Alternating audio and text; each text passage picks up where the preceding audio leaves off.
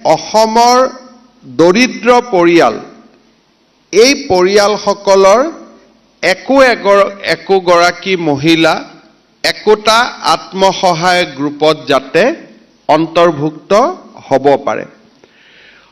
অসমত আমাৰ হিচাপত ৩৫ লাখ দৰিদ্ৰ পৰিয়াল আছে আৰু যদি ৩৫ লাখ দুখীয়া পৰিয়াল ইয়াতে সদস্য হ'ব লাগে তেতিয়াহ'লে আমাক ৩,৫০,০০০ আত্মসহায়ক গোট আমাক প্ৰয়োজন।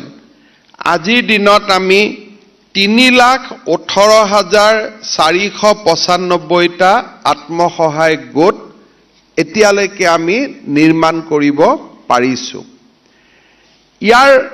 এই গ্ৰুপসমূহৰ জৰিয়তে আমি কেনেকৈ আগবাঢ়িব পাৰোঁ যে তেওঁলোকক আমি কেনেকৈ বেংক একাউণ্ট খুলিব লাগে আমি শিকাব লাগিব, তেওঁলোকক কেনেকৈ আমি ইঞ্চুৰেঞ্চৰ কাভাৰ দিব পাৰোঁ তাৰ বিষয়ে আমি শিকাব লাগিব, কেনেকৈ বুক কিপিং কৰিব লাগে তাক আমি শিকাব লাগিব আৰু চৰকাৰৰ বিভিন্ন আঁচনিৰ লগত আমি তেওঁলোকক জড়িত কৰি দিব লাগিব।